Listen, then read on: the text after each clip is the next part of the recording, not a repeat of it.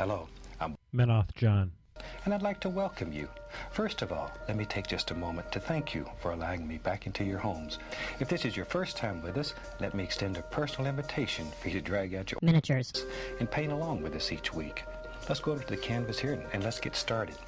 I believe, every day's a good day when you paint. I believe, it'll bring a lot of good thoughts to your heart. I believe, every day's a good day when you paint. I believe, it'll bring a lot of good thoughts to your heart. Let's build a happy little cloud. Let's build some happy little trees. There are no limits here. You start out by believing here.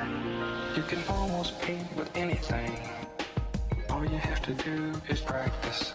There are no limits here. You start out by believing here. This is your world. You're the creator. That's right, folks. This is your world. You are the creator. There are no limits on painting with Menoth John. Holy Christopher, Mr. John Spencer, the co-host, the host. It is time for the Sunday Night Extravaganza. Yes, it is. Hot damn tamale, John. How the heck are you? I'm doing good. How are you doing? I am doing fantastic. I think I owe it to the Brushheads to right now bring up the... Well, where the hell's my mouse? There we go. Boom. We're going to bring it up right over here so everyone can see all of the beauty that is uniquely Menoth John. There it is. There's the face. There's the mic. That means that we're podcasting. Ugh. How's your week, John? It was okay. It was okay. You know, one of these days we're going to get out of you, it was a fantastic week. We're going to get some enthusiasm. We're going to get a whole bunch of energy. Eventually. Well, it's another busy time at work, so things go downhill. I hear you, man, and work can get you down.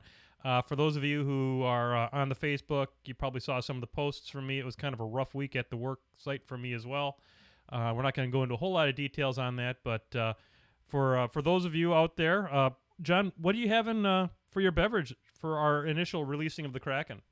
Well, I've got a shot of Kraken, which I will follow up with my patented cherry Dr. Pepper and black cherry whiskey mixture. Well, that sounds like a great thing. And for all the Brushheads out there, I hope you're joining us here, releasing the Kraken with us online here on the Sunday Night Extravaganza. To those of you out there who are maybe having a little bit of trouble, maybe having a little bit of stress at the workplace, this one's for you. Hey, Ron. Ron. So, I have to... You'll notice this is not the patent-pending monkey shot glass. This is a new shot glass that I got from Belinda Librarian, and it has it's a Minnesota shot glass with a moose on it. Now, I lived in Minnesota, John, for the better part of 10 years. Do you know how many moose I saw when I was in Minnesota? I'm going to guess 0? Exactly 0. 0 mooses, lots of mosquitoes, lots of loons, but not a single moose. So I'm going to call shenanigans on this shot glass and say that it's false advertising. It is false advertising, but my buddy should get one when he was up in Alaska. He used to see moose all the time. Now that I can see. That's Alaska sounds like some prime moose territory. Indeed. But Minnesota is mostly just a place where it's stupid cold, and most times it's colder than Alaska. So, but I told her I would use it on the show as a change of pace for the bottoms-up monkey shot glass. There it is on the camera for all the Brushheads. John, do you know that we're rapidly approaching the end of the T-shirt sale? Yeah, here is about 2 hours left or so. Yep. For those of you who are watching this live, and John, maybe you can get us a count as to how many people are in the chat room right now. But this is the end. This is the end, my friend. We have 2 hours to go. We've sold 26 T-shirts, a few less than last time, but we have to be honest. We can't count on the Brushheads forking over $18 every 4 months. I think I did this T-shirt maybe a little bit sooner than I should have, John. But we're at 26, and get over there to teespring.com/PwMJ if you want to wear a monkey on your shirt. Honestly, Absolutely. who doesn't? Honestly, who doesn't, right? Yeah, haven't you always wanted a monkey? I love monkeys. Monkeys are actually, the problem with monkeys is it's the stinkiest part of the zoo. I would think it'd be more of the poo flinging, but fair enough. Oh yeah, I mean it's all about the poo flinging with the monkeys, and I would like to stress that there is no poo flinging on my shirt. There is, in fact, 9 out of 10 dentists agree that you will not get poo flung on you when wearing the Painting with Menoth John bottoms up monkey glass shirt. So that's just something to kind of keep in mind when you're looking down to see whether or not you want to get one of these fine pieces of apparel. Call it apparel. Sure. That works. Absolutely. You'll notice if you're watching the stream right now that I just put up the hashtag drive to 175. That is the dieting and healthy choice part of the podcast, where we're encouraging all of our painting friends out there in painting world to do what they can to make healthy choices. We know the con season can be rough on those kinds of things. For me, it's my travel for work. John, I know you're participating in the drive to whatever number it is you're driving to. 175 doesn't have to be your number. It happens to be mine, but that doesn't mean it has to be anybody else's. John, how are you doing on yours? Well, I'm down to about 310, so I've lost 15 pounds. That is absolutely fantastic, John. I couldn't be more proud of you. Way to go, buddy. Thanks. I'm Hasn't down. been that bad either. It's not like I cut out everything. It's been pretty good. No, it's about life in moderation. You look at these people that are 110 years old. What's the first thing that comes out of their mouth? They have one cigarette, they have one shot of booze, and they get lots of sleep. It's about moderation. It's the clowns that roll up on McDonald's for the 85,000 calorie, 200 grams of fat BS in a box kind of stuff that ends up pushing up the daisies when they're 60. So yeah, absolutely. So I'm my trek has been a little bit slower. I'm down to 186.2. So I lost 1.3 pounds since the last time we talked about this, and I was traveling this week. So I feel really awesome about the fact that I came down a little bit, even though I was on the road and eating literally with impunity on an expense account. So I had a lot of spring rolls. Let me just put it that way. So, but it's a matter of you don't have the silly waffle that they offer in the hotel lobby. Avoid that. Get the fruit. Yeah. So, anyhow. Well, Nevendar chimed in the chat room. He's in the house today, and he's down 22 kilograms in 2.5 months, which is really good. Holy Christopher! Oh, wait a second. That's his name too, isn't it? See what I did there? Yeah, I see what you did. That's awesome. Way to go, Nevendar. That is fantastic. Couldn't be more proud of you. I don't know what that is in pounds because I refuse to use the metric system because I'm an American. Almost 50. Yeah, I know. I'm joking around. Okay, fair enough. It's become a running joke, especially with Orsa Sakdavir, where I refuse to. I keep on giving him a hard time. Like he asks what time it is, and I ask him, would you like that in metric time or do you want that in standard? So. Anyway, so that's the drive for 175 update on that. So I think that's we got some now as I sit here and try to unscrew up the feed here. There we go. Now we're gonna go and dissolve that. You wouldn't think just getting rid of a hashtag above your head, like slightly off. Whoops, wrong way. The other direction over here would be that hard. I had to hit like 14 buttons to do that just now. So appreciate it, Brushheads. Behind the scenes. Peek behind the scenes. Appreciate this, Brushheads. At least we're not having call drops and like the entire feed hanging up anymore. So that's kind of a bonus. True. So I got one more thing I forgot ahead. about. We've got Eagles fan in the chat room, and congrats to him on the birth of his newborn Monday. Is it his first? It's his first. I'm sorry your life sucks now. Yeah, he's gonna be hitting me up for dropping by his house for a game since he's not gonna be able to come out so much. But that's for realsies right there, boy. hey, and first of all, congratulations. We're I've got two wonderful kids. Signar Jake and Lich Lord Charlie are two of the nicest, best behaved boys ever, and may your kids turn out to be just as super awesome as well. So, speaking of games in the basement, John, we posted a video this week of me dirtling around with my Protectorate of Menoth. I saw. And I wanted to just take a couple of minutes here. I'm gonna move, since this is ostensibly a painting show. I should probably go ahead and do a little bit of painting while we're talking about this. Don't you think? That sounds like a good idea. Okay, so there we have the painting cam, and as you can see, just real quickly here before we get into what I was going to start talking about, you'll notice that I've got a host, a unit, would you say, of mechanothralls in front of me. And I wanted to talk just briefly, John, about how I go about painting units. Sure. So, John, I think that painting units is about the worst thing in the whole universe. It's right there with proctology exams and second divorces. I avoid both of those, but I'll take your word on it. Okay, I think that those are terrible things, and painting units are too.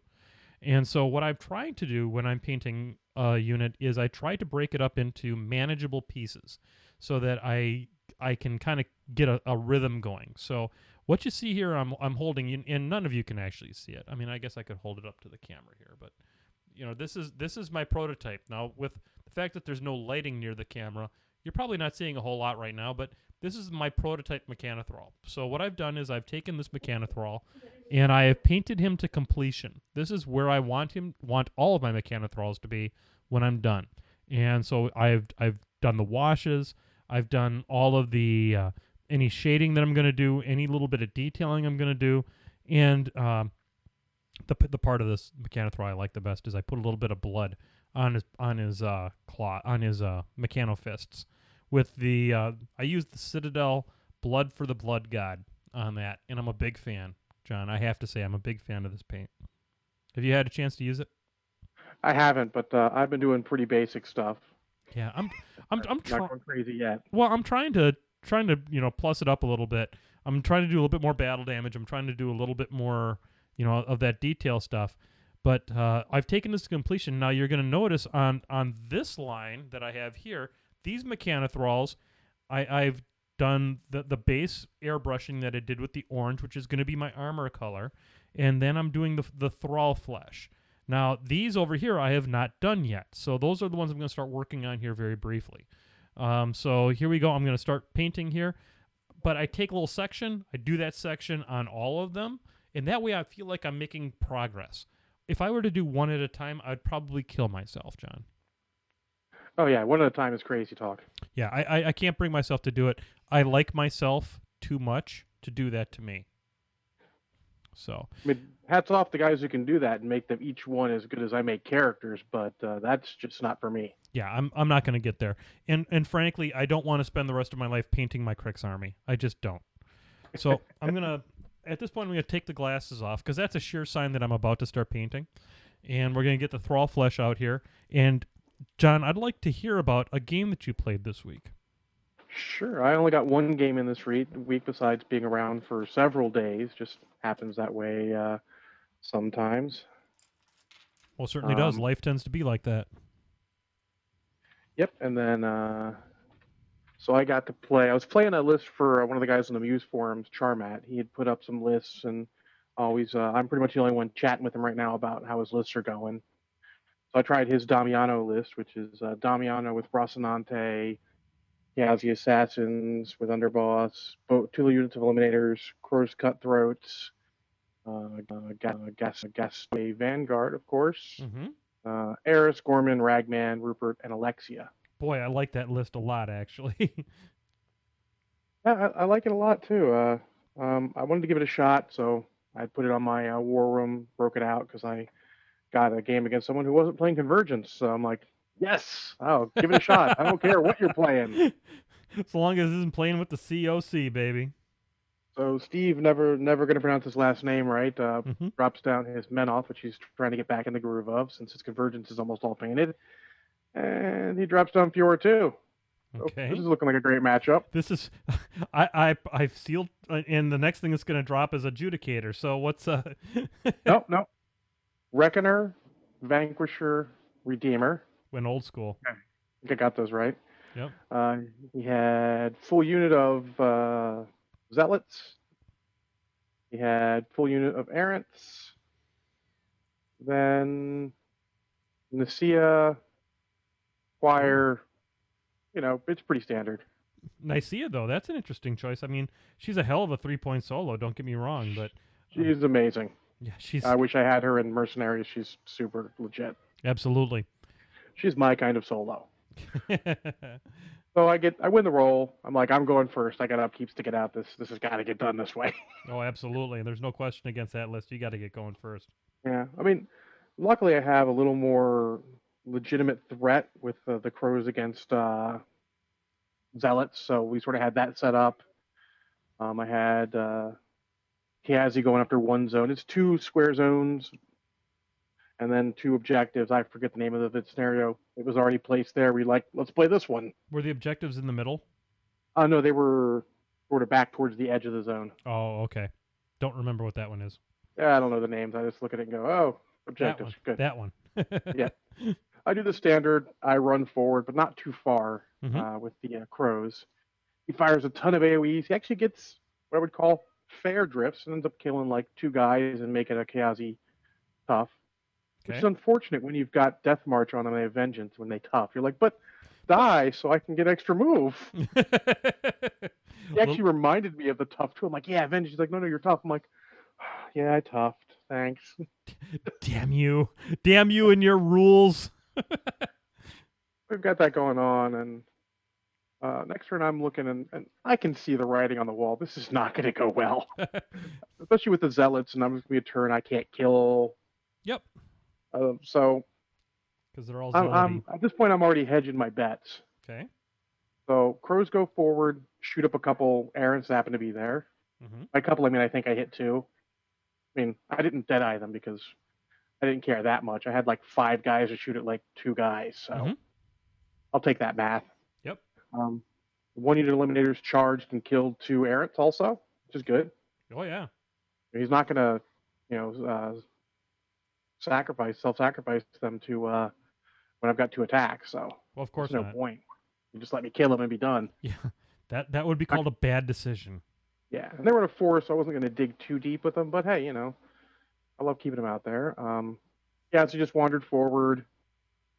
The key was I was deciding what to do with Rocinante. I'm like, if I get a lucky hit, I can just take an arm off that Redeemer, but I'm not feeling that lucky, and he'll still set everything in the world on fire. Yeah, Redeemers don't give a damn about the actual damage. They're just there to set shit on fire. Exactly. So I'm like, you know what? I'll be crazy. Amiano activated, wandered up to a wall next to the Vanguard that had Surefoot because that's a thing. Yep. And I'll Deadeye Rocinante. What the hell? And Rocinante goes for it like, oh, it's Fiora behind a wall? I'll hit that. Bam. Oh, you're kidding me. That's awesome. Hit her, did like 7 damage. No complaints there. And that's sort of like it goes into the only deep thought I have from this game, which we'll get to at the end. Okay. He comes forward, sets stuff on fire. I'd also put a Thrall Warrior into the Redeemer because he doesn't like that. Nope. But I'd missed, but he's engaging him, and I had another Eliminator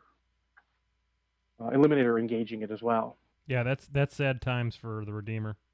Yeah, well, he spent a lot of stuff clearing off the Redeemer. He used the Vassal and the Vanquisher just to get the Redeemer cleared off so that it could fire. And it ended up doing a couple damage to Alexia, setting her on fire, and killing like another crow or so. And the crazy Zealots just ended up killing a couple of Chaosi, which I don't really care about. Yep. So I'm actually going to interject real quick. Threalos asks, you're not diluting your paint on some sort of palette. Is it too thick? I keep a very wet brush. There you go. And just a quick tip for the brush heads. If you use a decent brush, and I use Windsor Series 7s, they hold moisture really, really well. And if I were in Thrall Flesh, believe it or not, is one of the most forgiving of the white paints that Privateer makes. So it actually flows really well. I don't have to. You'll notice I'll go back in and just give it a little dip.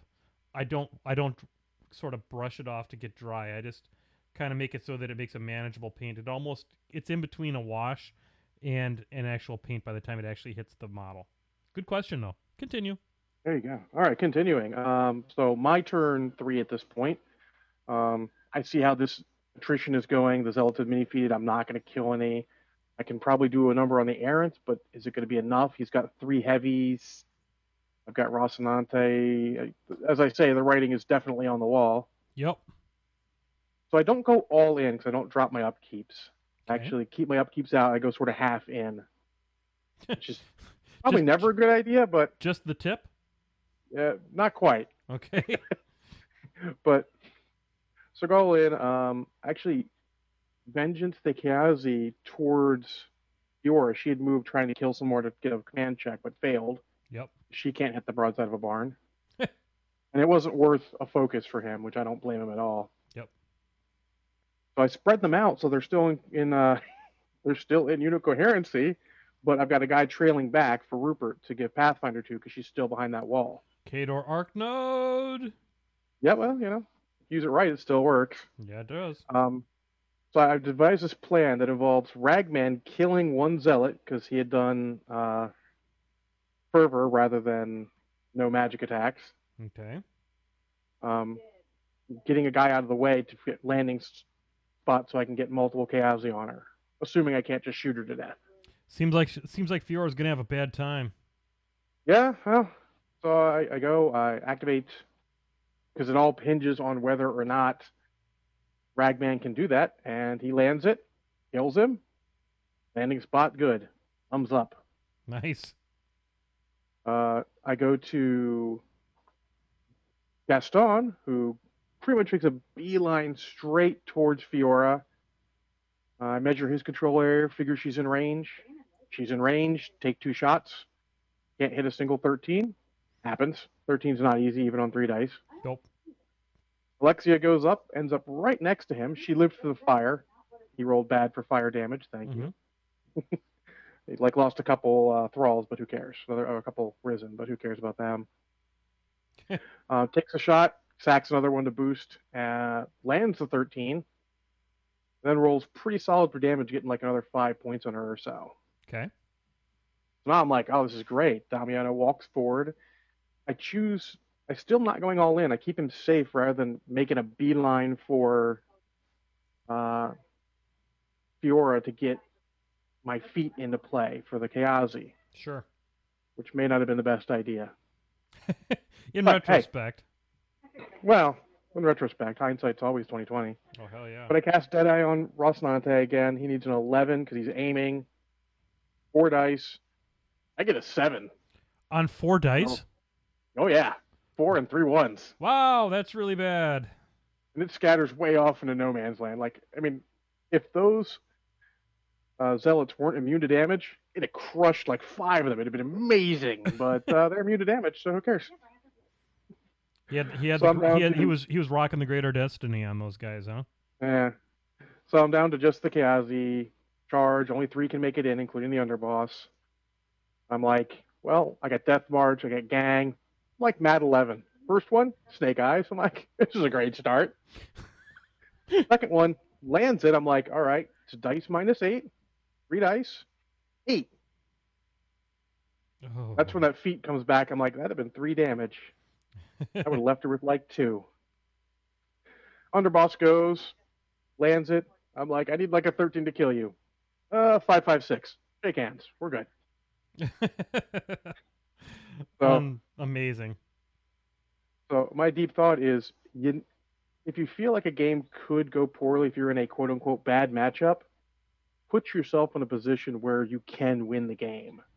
Yep. If you feel like assassination might be the best way to win, get some damage on this caster, scare his caster, put yourself in a position where the dice can work for you. And I feel like I rolled pretty average overall with all those rolls I made, but in the end, they came out for me again. So, do we want to spoil the YouTube I did this weekend? I don't know. I think you should let them know you had it and let them go watch if they're interested. So, okay. So, this weekend, and I'm going to do this, I think, on each Saturday, because I have my buddy, my buddy Zach comes over to Casa John, and because he travels a lot for his job, and I travel a lot for my job, we come over. He comes over to my house on Saturday morning, and we play some War Machine. And usually that game is at 10 o'clock in the morning on Saturday Central Time. So Brushheads, if you're listening to this and you want to watch some Menoth John battle work going on, tune into the feed on Saturday mornings at 10 o'clock Central, and generally I should be on doing my thing. So, and I see right now that I kind of messed up with my tactical combat thong on this one, so I'm going to have to fix that real quick. But, so anyway, I'm not going to give away the result of it, but John, your deep thought rings home for me big time from this weekend's game. I don't know if you had a chance to actually watch it or not, but folks, my deep thought in conjunction with John's is do not give up. This is a dice game, and when you think you don't have a chance, bring the heat, bring the assassination run, and you never know what can happen. So that's my deep thought built off of your deep thought. Yeah, absolutely. I mean, heck, if you listen to my tournament report from last week, that's how I won, or from 2 weeks ago, that's how I won 2 of my games. Yep. Don't give up on your boys. Then you never know what they've got in reserve. Dice theoretically have to even out, so give them a chance to. Absolutely. And so I'm just gonna briefly talk a little bit about the list. I know that we're getting close to Flippity Bloop time here. But I just want to briefly talk about a list that I've come up with and that you're probably going to hear a little bit about on the show. For those of you who are followers of the national scene on War Machine, you'll know that Chad Shrunk did I pronounce his last name right? Chad from the Muse on Minis podcast. Schunkweiler. Had gloriously won the Gateway Open here the other weekend. Sorry, I had to take a drink of Two Women from New Glarus. And he won it with his Meat Mountain list. And for those of you who don't know what the Meat Mountain is, it's a troll list that it's Gristle 2, 2 units of Warders, a single unit of Champions, Fellcaller Hero, the Chronic, Creel Stone, Mulg, and I think an Axer? I don't know, something like that. And similar to that, yeah. So the beasts, I know Mulg's in it, but I don't know about the other beast. And I tell you what, buddy, that list presents a problem. It presents a lot of really high armor, multiple wound units that are extremely difficult to deal with. So, and I played a game at Adepticon with Jake Hickok, who was a PG in Michigan, and I couldn't poop right for the next 2 weeks. I got it pushed in so hard. So I've been trying to come up with a list, and I think I've come up with a list, John. I call it the Meat Beater. The Meat Beater, fair enough. The Meat Beater. And so the Meat Beater is... Oops, I forgot on this one. I think I forgot to paint his skull. So he goes back there. The Meat Beater is Thyra. Thyra with Adjudicator. And then I have Tristan with Adjudicator. And then I have a small choir, 2 vassals, a mechanic, and then a full unit of Temple Flame Guard with the UA, and, wait for it, Saxon Auric.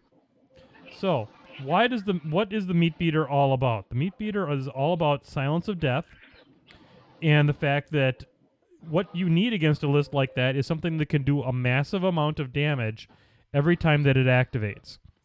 And the problem with warders are that they go from armor 17, they're battle driven, so they go up to armor 19, and then you add on top of that the Creelstone armor 20, and they start getting and they have 8 wounds and tough.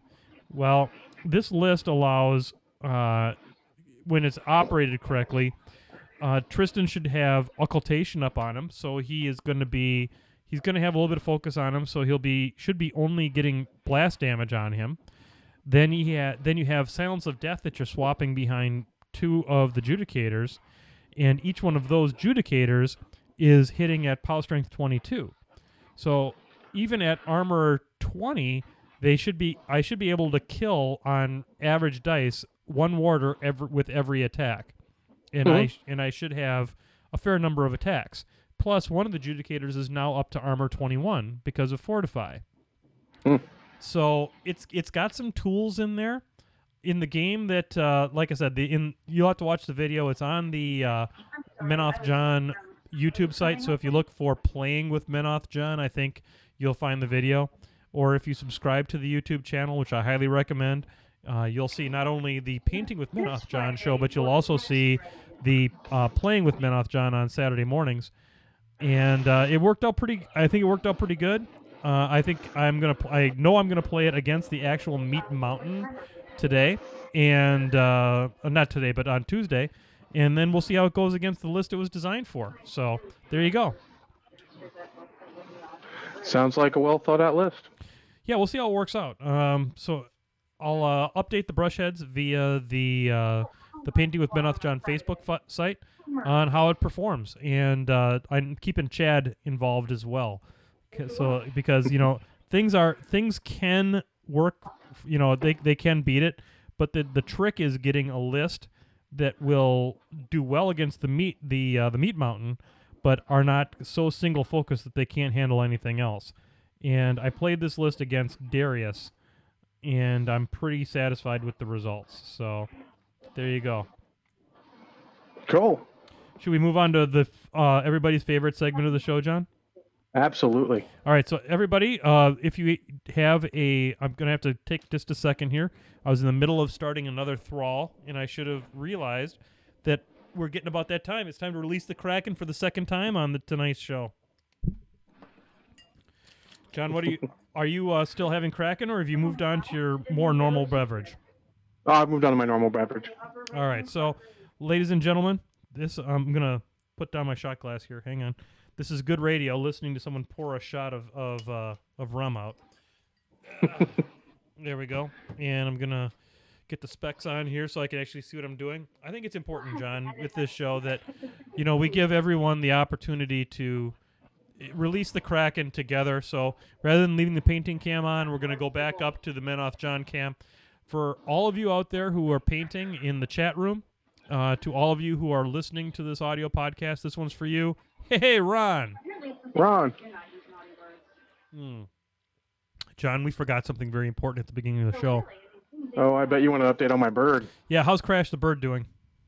She is doing well. What is she doing? In her cage, just chilling and tweeting happily. Aw, that's nice. Cooing. Just sort of watching my wife play the Old Republic there. Nice. I can hear her giving somebody the business. She's not really giving them the business. She's chatting nicely right now. You'll know when she's giving someone the business. Well, you tell your wife that she's an integral part of the show, and we appreciate her inputs there in the background, even though she doesn't know she's a part of the show. She is still a major part of Painting with Menoth John. Absolutely. She lets me do it every week. I know, which is one of the things we dig about her. One of these times... we were catching up on Agents of S.H.I.E.L.D., and I can't do another episode right now. I got to do podcasts. Oh, well, I don't want to. Anytime that this becomes frictional, you got to let me know because it's not a problem. I mean, losing a marriage over Painting with Menoth John is not a thing. It's TiVo. It'll be there when we got time. Super sweet. Yeah, Belinda Librarian and I need to catch up on Cosmos. Actually, we're quite a few weeks behind. Yeah, we're quite a few behind, and I think my TiVo deleted some because I had too much stuff on it, so I had to kill Arrow. Oh, I'll catch it on like Amazon Prime when it comes on there. There you go. All right, Flippity Bloop. Flippity Bloop. All right, I'm going to do first one is from the chat room. Okay. It's from Tionus Bladesbane, one of our newer Brushheads. Welcome to the family. And he wanted to know, based on watching you paint, he asked, do you write the names of your paints with Sharpies on the tops? I do. I write them on every one of them. I have a Sharpie with a little clicker Sharpie so that I don't F it up all the time. And I put it on the top there. And then the other thing that I do is, and I should probably move back to the painting cam here so that I'm actually people are interested in seeing what I'm doing. So I'm going to go ahead and, okay. Now, see, the problem I have here, John, is that I'm so damn blind. There we go. Now there we go. We're back on the painting cam. I arrange them by color subgroup because I'm just that OCD. They can kind of see it over here in the corner. But I have yellows, and then I have whites and grays and blacks, and then flesh colors and browns. I kind of group them up by color section, and then I write the names on the tops. I think that keeps things a little bit more organized. How do you handle it, John? I actually store mine upside down. Really? And why do you do that? Well, also theoretically, from the old GW paint day, the twist off tops, if it's not the greatest seal, when the paint starts to go, it'll just clump there in the edges and create an extricated seal that way. That's what I Oh, was told, and it's worked pretty well. So I am going I to. can also see the color. So I'm going to try that. What it's did? it's only best with the old paints. The newer paints, it's not so much because the flip tops work really well. Right. I I'm mean, glad everyone's gone to flip tops. the new ones are dome shaped, so I mean, I can't see that would work terribly well. But No, the privateer paints that, like, I use a fair amount of privateer paints. They have a flat bottom. Are you in that cap style? Is the old style Citadel cap style? Do you think it would work the same way? theoretically, I mean, it's still a theory. I haven't done any testing on it, but it seemed to have worked, and it works pretty well for me. Oh, dude, science is something that most people fear anyway. So we'll go on single point data as gospel. I'm totally down with There you that. go. Store your paints upside down. It works. Yeah, 100% of the time, it's better than vaccines. But don't get vaccines or whatever. Honestly, don't listen to that. Jenny McCarthy's a Yeah, crackpot. Get your kids vaccinated. And now they may have found the fact that that massive doses of certain vaccines might be the cure for cancer. So get your vaccines. if you have any question about that, there's a Penn and Teller skit from Bullshit where they sort of visualize the whole vaccinated, not vaccinated, even taking into account if it were to cause autism, which it doesn't, and it's pretty telling. Yep. So Penn and Teller are two of my favorite skeptics. I love those guys. And yeah, Bullshit was an amazing show when it was on Showtime. So absolutely. Flippity Bloop. All right. Well, next one is from Joseph Merrick. We love And he Joe. asks, yes, yes. Do you think most of the hate on weapons crews are irrational? Okay, so this this touches on a subject because I don't want to hate on units, and I don't want to hate on any model because models. God bless DC and the folks at Privateer. They do a pretty solid job of testing stuff. That being said, Joe, I know Joe. Joe's local here in the greater Racine, Milwaukee area, and he loves him some Rhett. And that rifle crew is terrible. The rifle crew Yeah. is terrible. And I don't call any models terrible. I like this. I like the Sunburst Deliverer crew, for God's sakes. I mean, I like rule number 1, but the rifle corps is terrible. Now that being said, and let me say why it's terrible. It's good with exactly one warcaster on one turn during Osram's feat. Not Osram, Ossian's feat. Other than that, it's just garbage. An unboostable POW 7, even with armor piercing, is no damn good. So To be fair, with Ann and Holt, it's not horrific, but it's still that's the best you could make it, and it's not good enough. yeah, super cool. It's a now it's up to a 7-point POW 9. unit. Yeah, POW 9. Yeah. Well, you're going to take them anyways. You got Holt does almost 4 points of work himself. So Yeah, and he comes along for free, doesn't he? Anyway, yeah, the 2 points. The Ghost Sniper is a way better choice. Get the Ghost Sniper. without question. Yeah. I love me some Ghost Sniper, and I love the Ghost Sniper in pairs. But anyway, so the question was about the light artillery. There are some. I like the Thumper crew from the Trolls because Thumper's pretty solid. I mean, it knocks stuff down, and a reliable knockdown gun is always a good thing. Yeah. I mean, the only reason I like the Deliverers are because it's a 4-inch AOE. Yeah, 4-inch AOE makes it pretty good. The Winter Guard mortar's pretty good. 20 inches is the thing. The Storm Tower is actually surprisingly solid. I haven't played with it enough to render a judgment on it, but I'll take your word for it, John. Yeah, I played it a couple times. It's pretty good. The Horgenhold Artillery. Let's wait. I have Oh. Ret and Mercenaries. I don't even own a Horgenhold Artillery or a heavy rifle team. I just don't own them. Yeah. I Speed mean, and I 3. love getting the most out of models. It's not good enough. Speed 3. God. Plus, they arbitrarily lower the rat on some of those, and I'm like, why would you do that? Having a higher rat, like if the average dwarf is rat 5, Yeah. and you make it rat 7's surprisingly accurate, it can get some use then. Yep. But no, it's yes. In Yeah. general, I don't think the hatred on them is irrational. The ones that are hated for entirely rational reasons. Yep. Some of them maybe need to be played a little more. Like Kurgash, he likes the Venator Catapult. A lot of those guys have some use, but the ones that are really despised, like the Tolaran put up the Signar Trencher Cannon, it's no good. It's just bad. And Yeah. I think that PP does an amazing job of making all the models in the game relevant. It's just these Yeah, not so much on those. with the group of casters that are out. Maybe someday there'll be casters that make them good. I don't know. Maybe a theme force that lets them run and shoot, or lets them move and shoot, or something. I don't know. That's something. Yeah, I think we've talked about these guys though enough. Flippity bloop.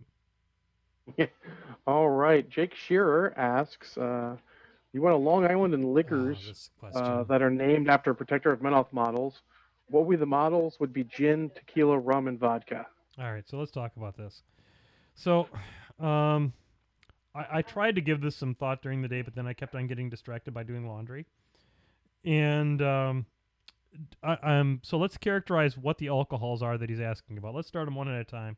And I'm going to need your help on this one, John, because I'm going to forget, and I'm going to have to. I'm going to start with rum because rum is very near and dear to my heart. So what is rum? Rum, at least the rum I like, which is the Kraken. I mean, this is big shock. Try not to fall over, internet. Yeah, really. It's sweet, and it's smooth, and it gets you screwed up. So I would say E Fiora is that one, because she's my girlfriend. I mean, not in real life, because Belinda Librarian is my girlfriend in real life, Yeah. but in the game, E Fiora and I are tight. So I would say that rum is Epic Fiora. Sure. I don't really have a horse in this particular race, but No, I'll that's go fine. with that. Sure. Gin. Now let's talk about gin, because gin's important. Gin is for me, is a refreshing summer drink. It's something that you put a little lime in there with the tonic water, and it to me it just yells summertime. It's one of those drinks that I'm going to sit out and I'm going to grill me a nice bratwurst. If I was not trying to get down to 175 pounds, that is, because I don't eat bratwurst anymore until I get down to my weight. But anyway, so it's got to be something that is palate cleansing and is summery. So when I think of palate cleansing in Protector to Menoth, I think Thyra, because she's fun. She's a caster that gets in and does work on her own, which is something that not most Protectorate casters do.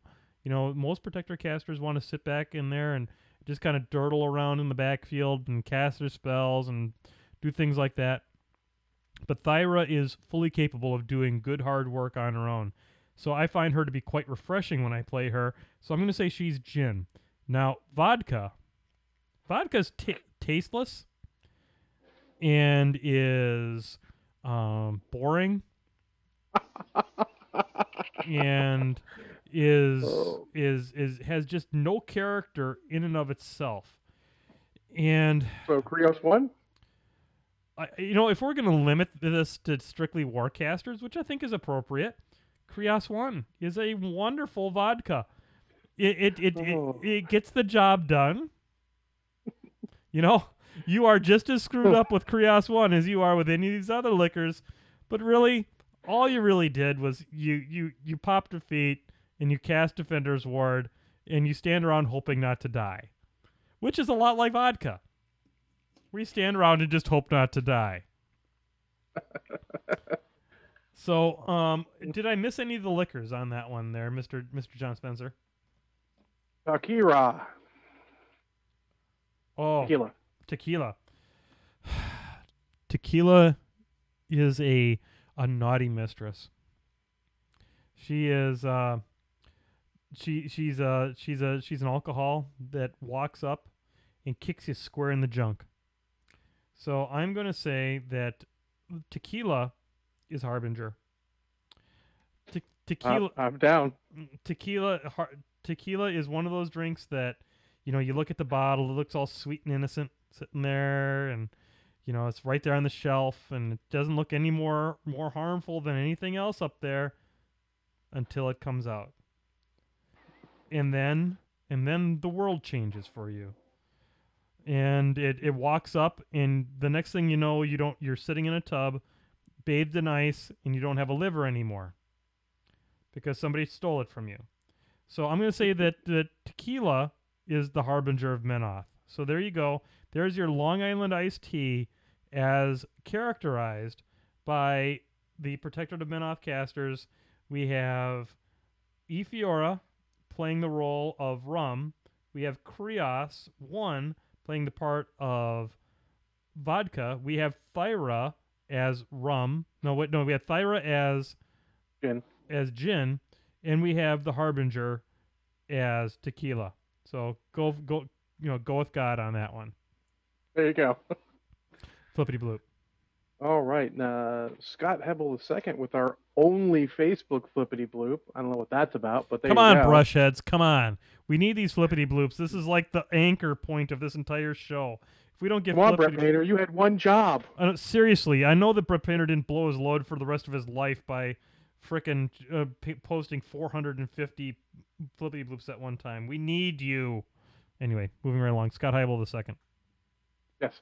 Yeah, it's favorite cheese. Keep in mind, American is not an option for a Wisconsinite. American's not a cheese. I am going to say that. So first of all, let's talk a little bit about Wisconsin cheese.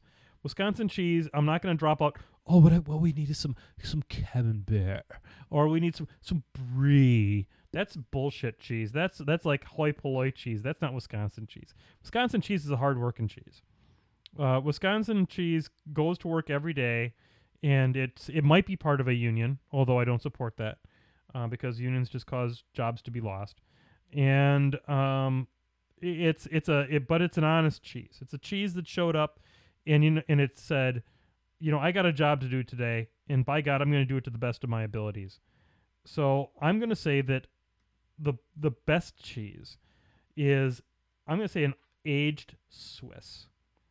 It's not a sophisticated cheese, but it's got a lot of flavor. It's got a lot of character. It's got a lot it brings to the party. Flavor. It's got flavor. It's got all the flavor, and it's a wonderful cheese to put on a sandwich. You can put it with turkey. You can put it with summer sausage. For those of you who don't know what summer sausage is, I'm sorry. I'm not going to explain summer sausage to you, but it's wonderful, and you should find it. Especially a garlic summer sausage. And Swiss is particularly good with garlic summer sausage. So I would say the best cheese is Swiss cheese and an aged Swiss. Do not be fooled by baby Swiss. You want the oldest Swiss you can get your hands on because it only gets better with age. And that is a sign of all things amazing. If you think about like a Cabernet wine, if it gets older, it gets better. Same thing with Swiss. It just does until it's like bereft of mold. Keep eating it. So there you go. That's my take on cheese. John, what do you think? What's your favorite cheese? Yeah, I'm just gonna go with provolone. Yeah, okay. I can't. This segment just ended. Hey, I'm not a cheese connoisseur. I'm sorry. Yep. So I have to call out Eagles fan. Cheese Whiz? Really? Cheese Whiz? Cheese Whiz? Come on, man. What the hell? That's not even cheese. That's yellow oil that has cheese flavoring added to it. I'm sure he's thinking traditional Philly cheesesteaks, but really, it's the only place it's acceptable. And actually, it's the only way to eat a Philly cheesesteak. If you have a Philly cheesesteak that doesn't have Cheese Whiz on it, you suck. You are not doing it right, and I'm sorry for you. And frankly, I'm sorry for your whole family. I'm sorry for your wife, your kids, the whole 9 yards. So there you go. Flippity bloop. All right. With a real quick one, Brett Painter everyone in the chat room. We Jesus. taunted him. There you go. Thanks for coming to the party, Brett. Yes. Is there anything creepier than the smiles on the Titans from Attack on Titan? No. They are the creepiest thing I've ever looked at. It is the greatest, folks. If you're not watching Attack on Titan, some of the Brushheads have been PMing me over the course of the week, thanking me for turning them on to Attack on Titan. Ladies and gentlemen, this is the most important anime that has been produced in about a decade. So get yourself out there and watch this show. The smiles on the Titans' faces haunt me to this day. John, are you watching it yet? No, I'm not. I got a ton of other stuff to watch. I know. But I did just take a look for pictures. They're pretty creepy. I've seen creepier stuff, but not stuff that can be talked about on a family-friendly podcast. But the thing that makes them creepy is how they move. So seeing them on just a picture doesn't do them justice, because they combine this amazing combination of a baby with a grown adult with a smile on its face. And it's the creepiest damn thing you've ever seen. Adults should not smile like that, but these things do. And it's just terrible. Flippity Bloop. All right, now we get into the meaty ones. Yeah. This one's for you, Lauren. Yep. Terry Masson, who's Tularan, Yep. asks, how do you feel about the new conversion policy and associated dramas? Like, he gave us a link, but basically it's a gentleman in Australia who's combined marine parts and stuff with his Menoth stuff, which looks pretty legit, honestly. Yeah, he shared those. I'm gonna flip this over to the face cam a little bit while we have this discussion, because I think this is some serious business. I agree for the most part with Privateer on a lot of things when it comes to their policies. It's always been a hobby and a game that has focused on its community. That's what made Privateer games really awesome, is that they cared about their community, and they've always tried to build a game about it.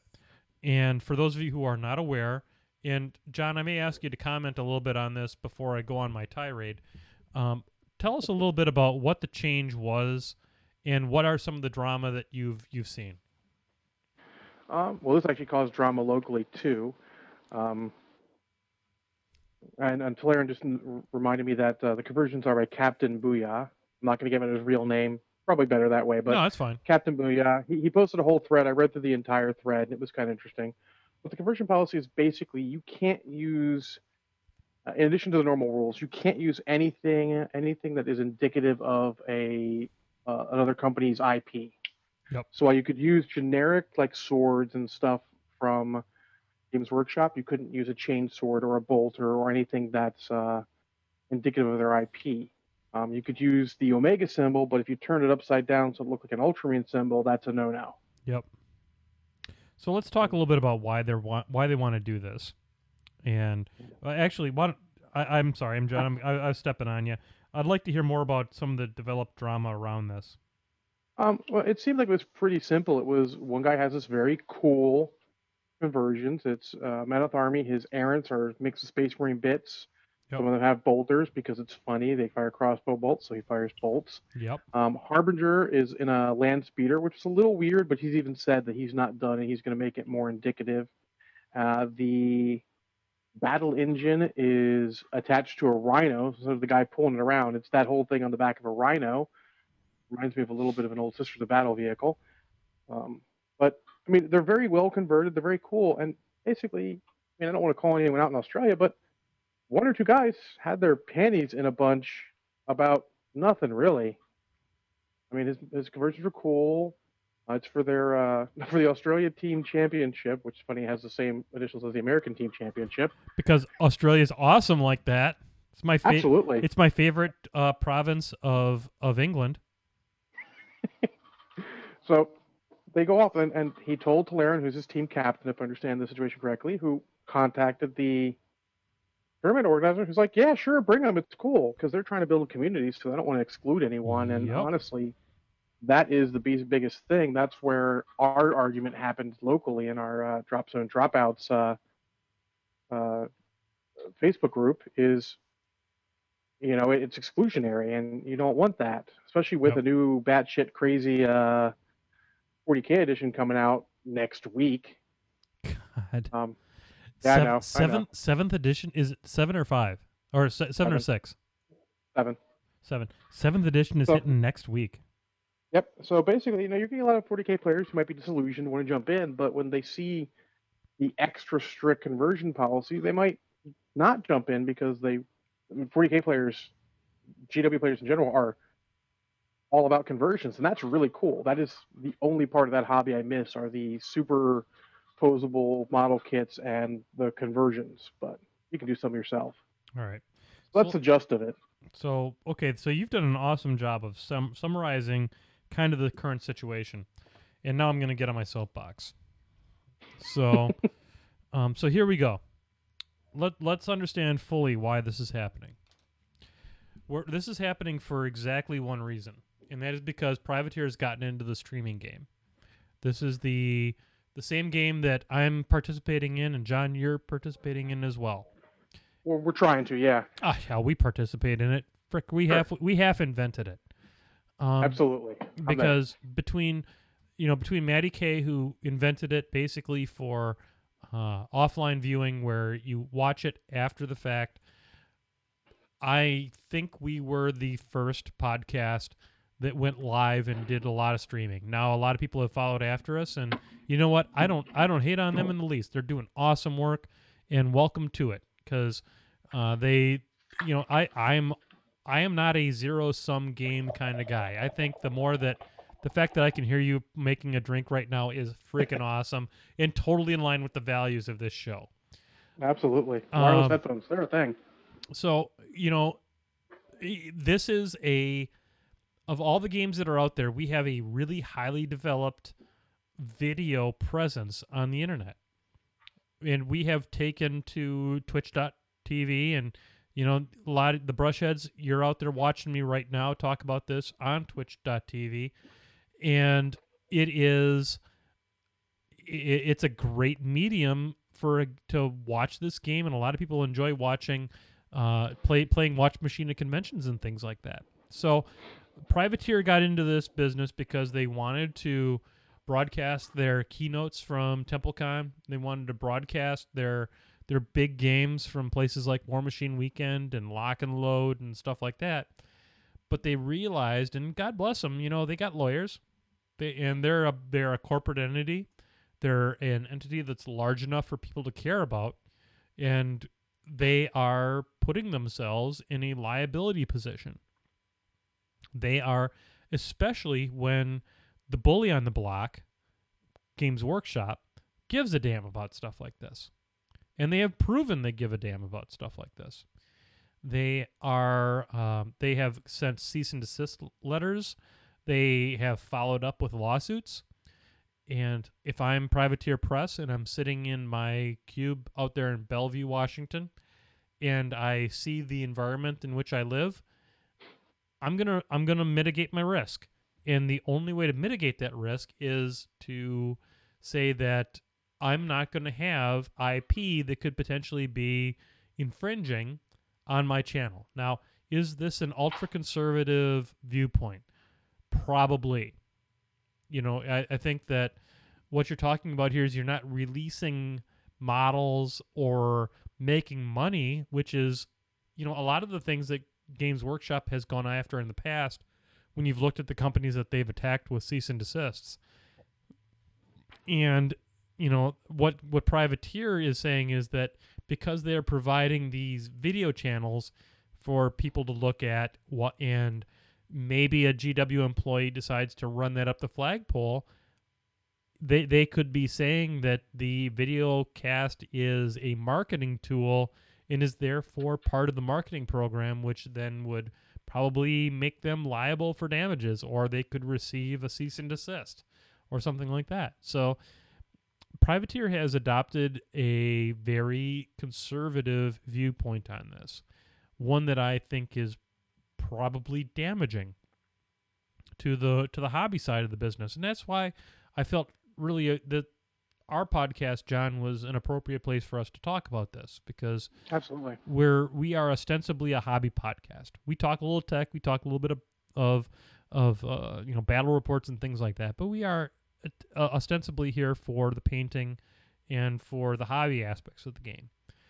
And I understand why they did it, but I'm going to reach out to all the people that are listening to me and say, especially the tournament organizers, if there are any of the press gangers that are listening to my voice, I hope you hear this. And in your local tournaments and things like that, I cannot see a scenario where denying somebody to play with an army or a set of models that they think that they've spent so much time working on, so long as it meets the old school privateer requirements that, the weapons kind of look like the weapons are supposed to be.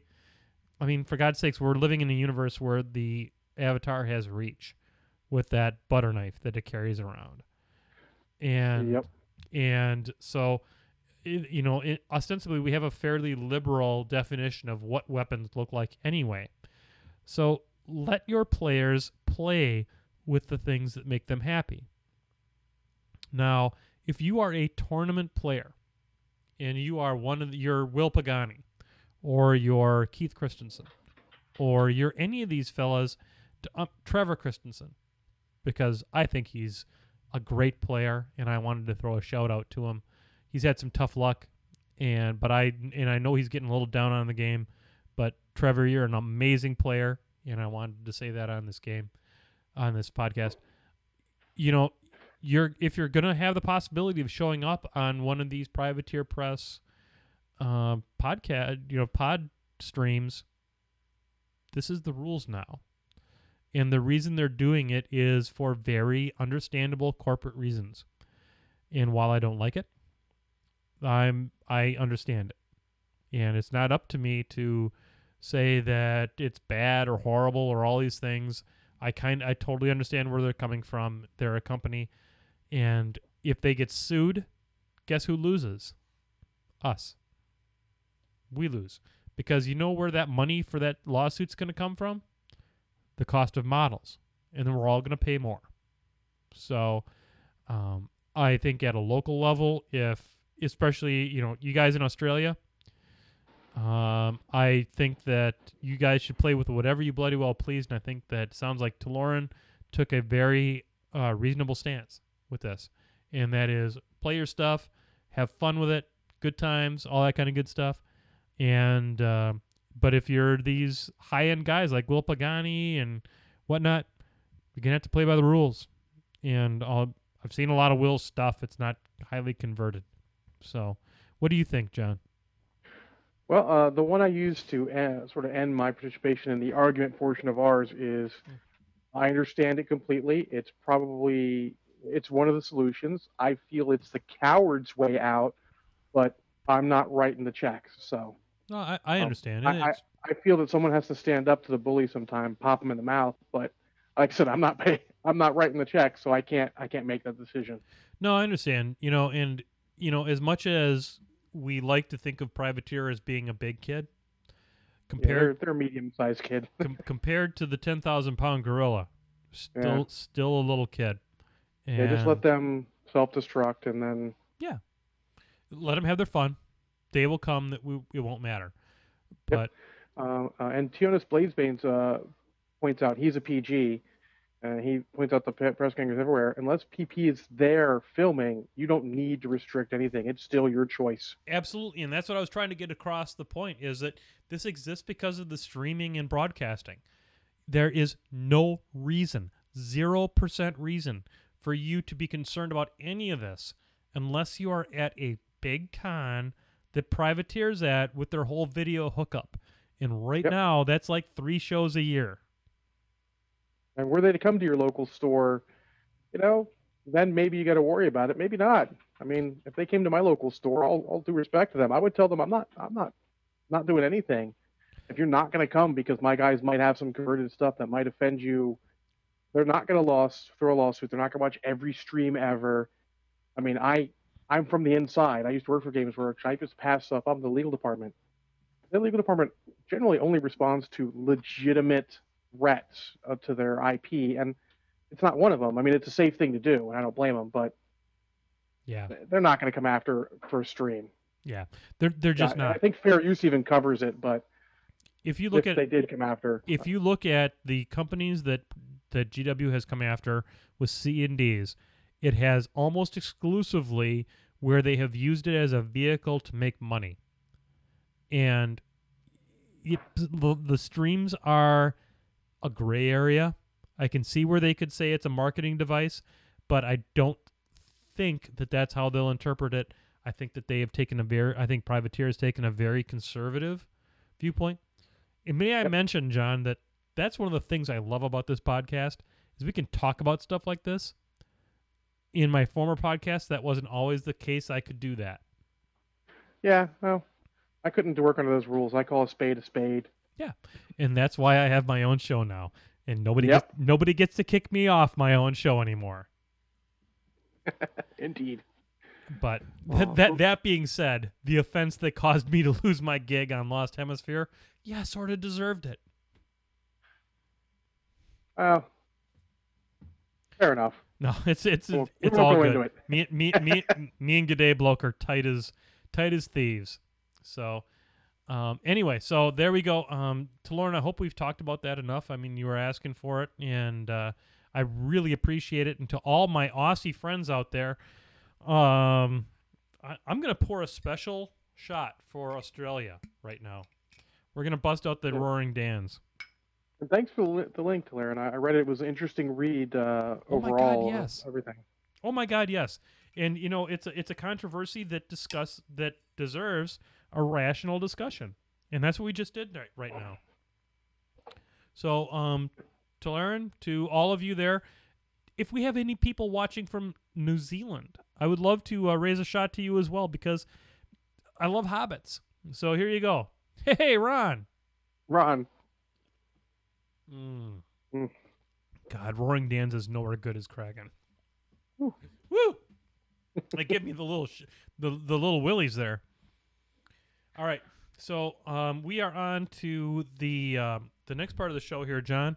And I'll point out again, we have another Flippity Bloop that we didn't get answered. If you ever give one, we don't hear it answered. I'm just saving it for the all-day show on June 1st. Okay, you're keeping a list of these, right? Absolutely. Okay, that is absolutely fantastic, and that is why you are the co-host with the host. So we're gonna put back on we're gonna dissolve back here to the painting cam, but if only for a minute. We're only gonna do it for just a moment here, and let's see here if I can get this to work. Okay, so there we go, John. We have a new feature on the show this week. We do. We do, and I'm gonna bring it up right now. It is called the Painting with Minoth John Brushhead Gallery. Isn't that exciting? It is. So a little bit ago, we I reached out to the Brushheads and we were asking for some new features for the show. And one of the things that the Brushheads said is, you know, it'd be great if we had a way to display some of the stuff that's been painted as a result of the show. And I couldn't agree more. So John and I discussed this, and once a month we're going to have this thing called the Painting with Minoth John Brushhead Gallery. And I have no idea why I capitalized every letter of my first name. I'm looking at it now, and I could not be more disappointed with myself. That looks fine. Isn't it cool, though? I mean, it looks like little atoms and whatnot up on the screen. I like that one. Waiting for Neil deGrasse Tyson to jump on and start telling us about Brushhead painting models. Oh, yeah. But we do have one. So I got a submission, John, at the last second, but I didn't have time to put it up onto the gallery. So I will put that into. We're going to do this once a month, and it's going to be timed with the movie section. So the spoiler club. Thank you very much. So real quickly, this submission came from Epic legendary Brushhead, the famous Edfo, and we are going to show off his. Whoops! I went one too fast. Come on, there you go. This is the Banshee. So hopefully all you Brushheads out there can see this. What we have here is a wonderful Retribution of Syra Banshee. Take a look at that sword, John. Yeah, the sword is legit. It's got this like purple fade, but it yet has a little bit of the metallic there along the blade that shows off that it's still metal. He's using the Dragon Forge design bases. That's the uh, Forgotten Empire bases, I think it is.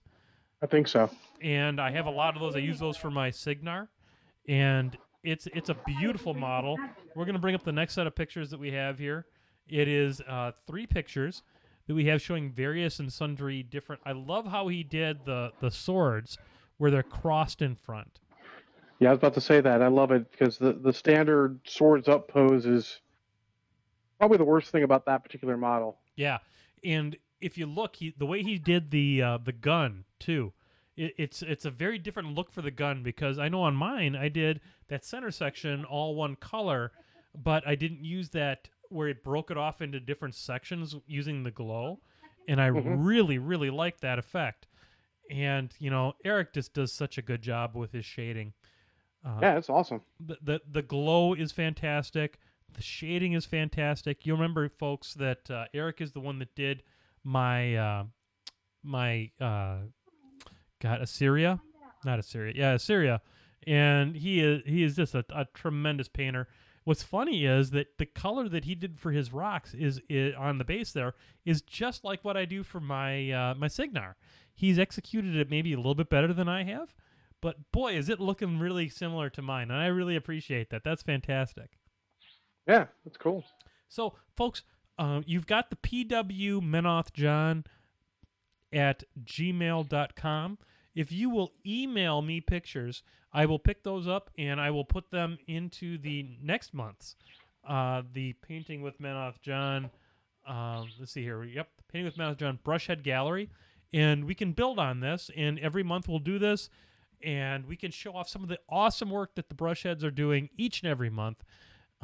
Because this is a hobby podcast and we want to see what you're doing. So thanks to Eric for kind of kicking this off, and we'll see you next month with more awesome. Yeah, and it doesn't have to be War Machine models. If you're painting something else, to throw us that too. It doesn't matter what you're painting, as long as you're painting. So, John, I'm going to ask you to vamp for just a second, because at the age of 46, or almost 46, I'm 45. I'm going to have to hit the restroom after an hour of this. So why don't you kick off with with a little bit of your initial thoughts on Skyfall, and I'll be right back. This is the Painting with Menoth John movie club selection for the month, and I'll be right back. All right, Skyfall, the latest James Bond movie. I had wanted to see it in the theater, but I'd actually missed it. I don't know, just stuff was going on. Luckily, it was on Amazon Prime, and John had mentioned that he wanted to watch it, so I suggested it. We did a little bit about the intro last time, but I'll hit it again. I liked the intro. It's very action-packed, very tense, very cool. John didn't like the falling off the bridge scene. That's not really spoilers, but even if it is, we're spoilers. And he didn't like the long fall off the bridge, but for Christ's sakes, it's an action movie, and if that gets you out of the movie, you're not in the mood for an action movie. But great intro to it. And an Eagles fan, when are we going to see Godzilla? I don't know. When are we going to see Godzilla? Hit me up after work someday. We'll see Godzilla. Menoth John will have maybe a little taste of what Godzilla's like after we get done with Skyfall.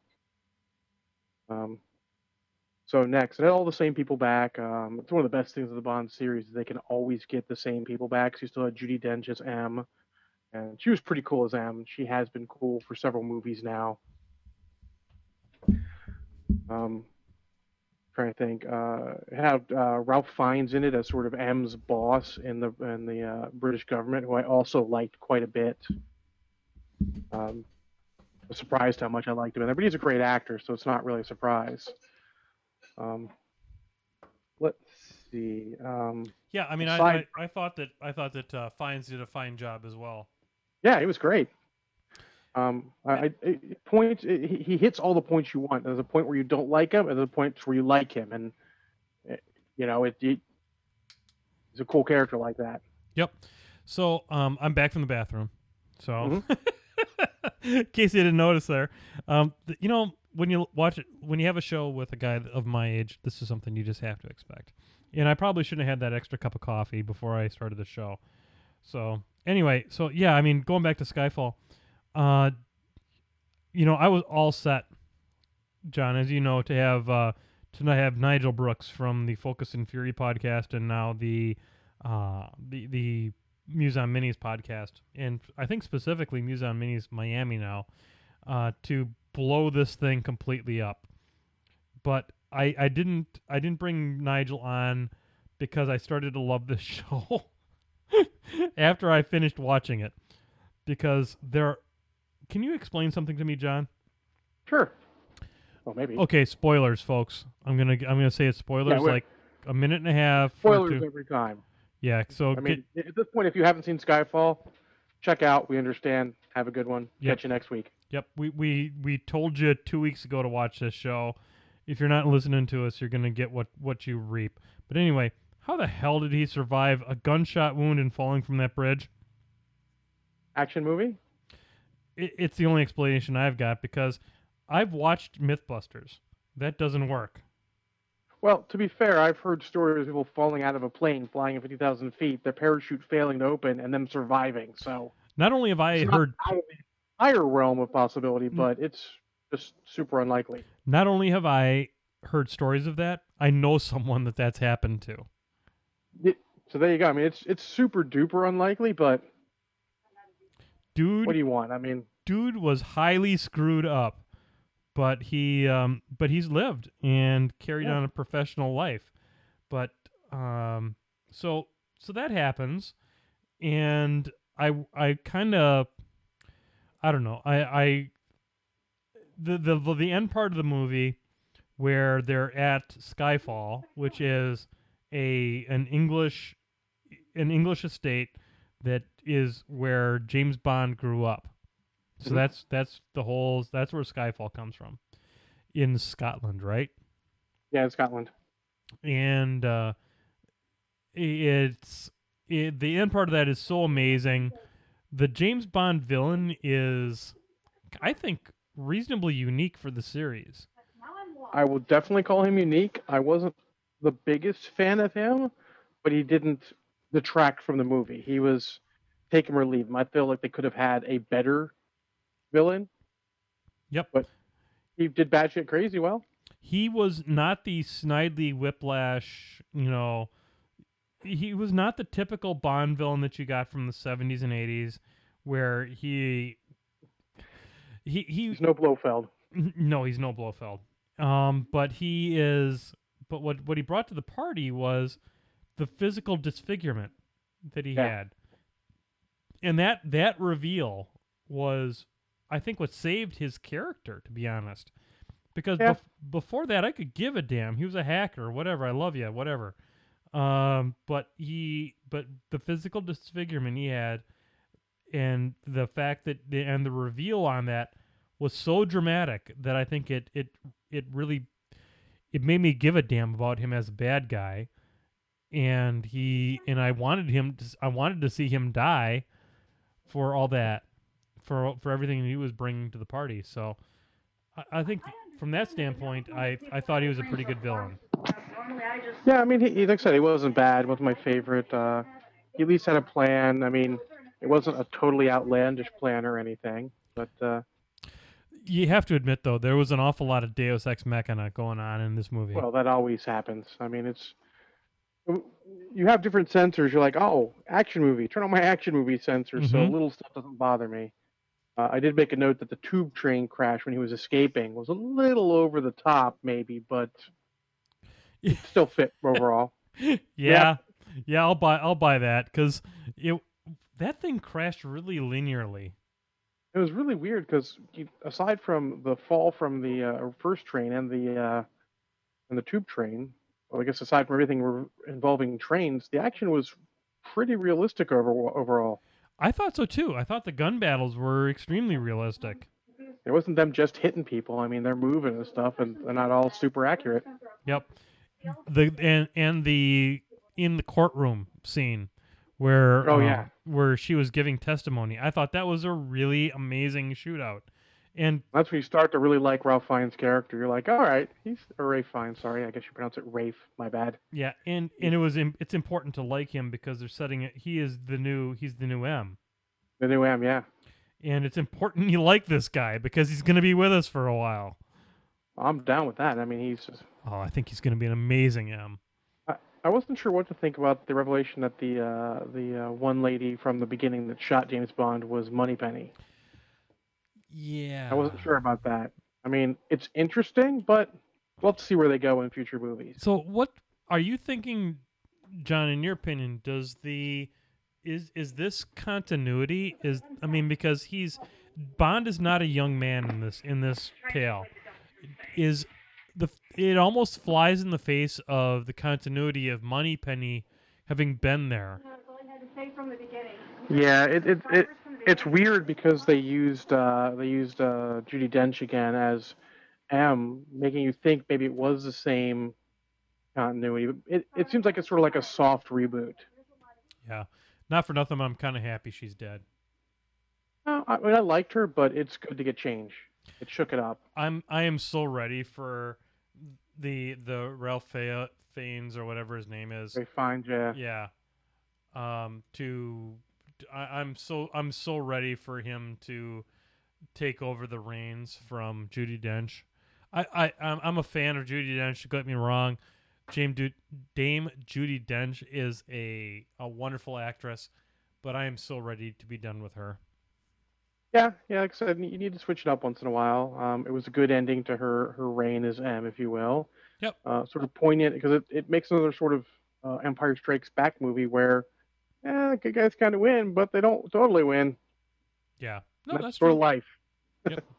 Nope, no doubt about that. So I'm down with that. So in your opinion, what would you give this as far as the number of shots of Kraken? Because we're running out of time on tonight's show.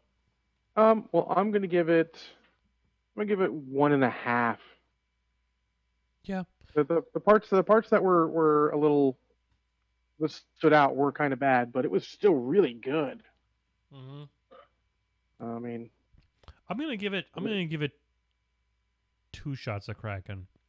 You needed one shot to get to the train scene. Oh God, I need that, and I need that for the breaking through the ice scene too. That wasn't horrible. I mean, I kind of like what he did. I was expecting the standard grab his gun, shoot through ice. Oh, I'm a manly man. Not the flare, see where the hole is. I'm like, that's keeping your head about you, keeping your wits about you when you're underwater. But he was really a long way underwater when that happened. Yeah, that's a hell of a lake. That's a deep. I was thinking it's like some kind of dam, like pond, and that's totally not what it was. Yeah, like most movies, you could have changed things up to make it not quite so crazy. But it worked. It was a good scene. It was cool. I mean, it didn't stand out to me while I was watching it. I didn't put a note down about it. Yeah, so I'll give it 2 shots of Kraken, and I don't think that's a bad score. Still well worth your time. Catch it on whatever feed, whatever free viewing you have, or I mean, it's worth buying if you can get a deal on a DVD or Blu-ray. Yeah, I think it's worth rewatching. I mean, it's a classic. It's action movies that are not just one long computer-generated effect are not as common as you might expect these days. Yeah. So it's kind of an okay. It fills that gap. So I'm totally down with that. John, we need to briefly discuss Godzilla. Yeah, apparently you went and saw it. Yeah, I wanted to see Godzilla. So Brushheads, we're not gonna spoil the hell out of Godzilla. I hope not, because then I'd have to drive to Wisconsin, and that's work and pain. Nobody wants that. So, Godzilla is a fine movie. It really is. When you roll up on a Godzilla movie, you know what you're getting yourself into, okay? Now, let's examine what was the 1998 version of this particular franchise. Matthew Broderick. And, while I didn't hate the character design of Godzilla, I hated the movie. And, when I sat down to rubber suit Godzilla movies, I wanted to have a lot of kaiju on kaiju hot action, and Absolutely. I wanted to have a Godzilla I could root for. This movie gives me a Godzilla I can root for, and this is because in the 1998 Godzilla was ostensibly the bad guy, and I love me a good guy Godzilla because Godzuki. I mean, come on. Who don't love a Godzuki? I know, I'm making you groan, and that's okay. Yeah. But Godzilla's a good guy in my book. Frankly, in a Godzilla versus King Kong battle, I want Godzilla 10 times out of 10. So, this is a good guy Godzilla movie. The bad guys in this movie are good old-fashioned bad guys out of the old 80s and 90s, dare I say the late 90s Toyo reboots of the Godzilla movies. Guys, go out and see this movie. It'll do your heart some good to see some kaiju. It is a Pacific Rim style kaiju movie in that it is realistically done as opposed to stepping on models of things, which so many of the Toyo Godzilla movies do. So I, get out there, see this movie, support it, so that we can have more. Absolutely.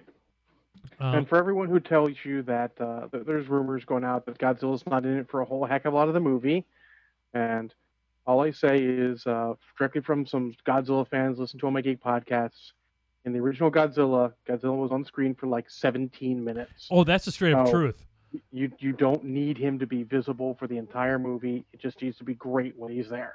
That's exactly what I said to Belinda when I went to go see it with her last night, was that go back and watch Gojira, because Gojira, he is only on that movie for a short amount of time, but that movie is about people, not necessarily about Gojira, even though he's like the name of the movie and all that stuff.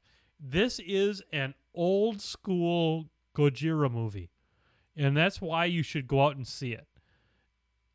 If they had made the whole movie about the monsters, you would have been bored. You would have hated it. I would kept on waiting for Raymond Burr to come out and give it the business, but they didn't need to. The fellow that played the lead in Breaking Bad is wonderful.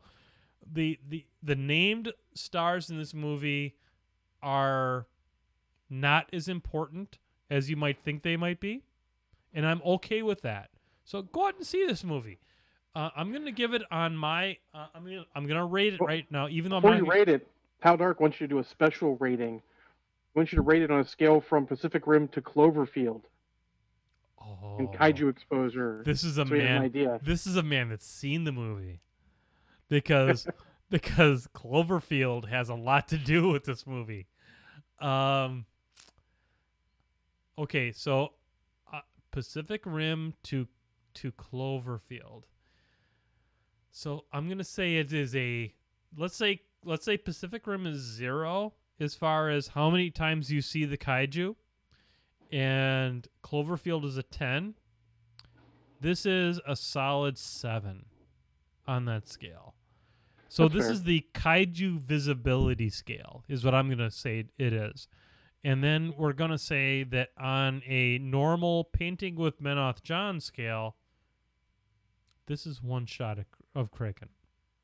There you go. One shot. That's legit. One shot of Kraken, just to put you in the mood.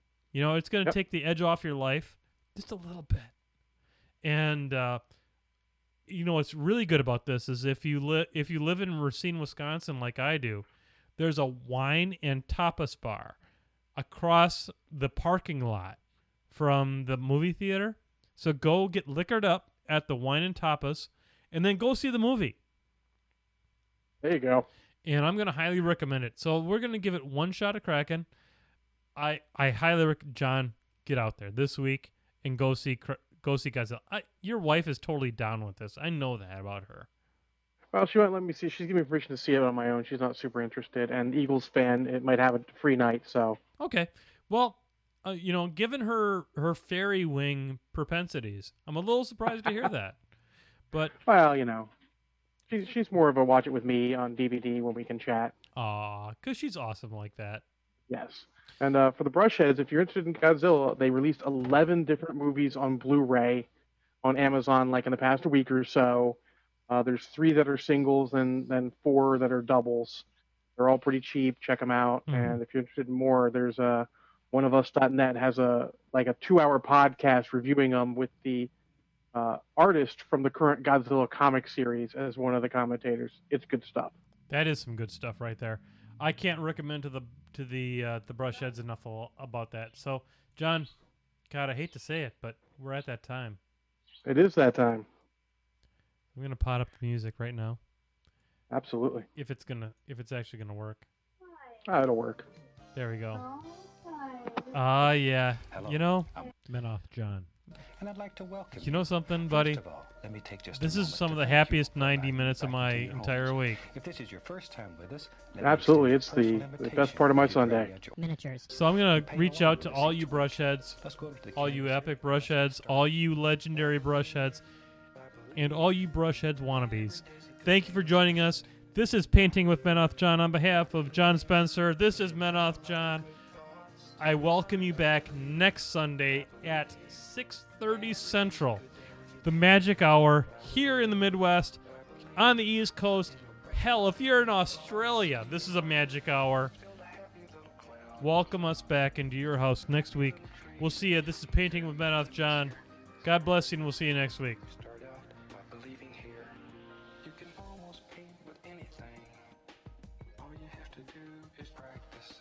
There are no limits here. You start out by believing here. This is your world. You're the creator. Find freedom on this canvas. Believe that you can do it. Cause you can do it. Give it a little touch. Give it a little push.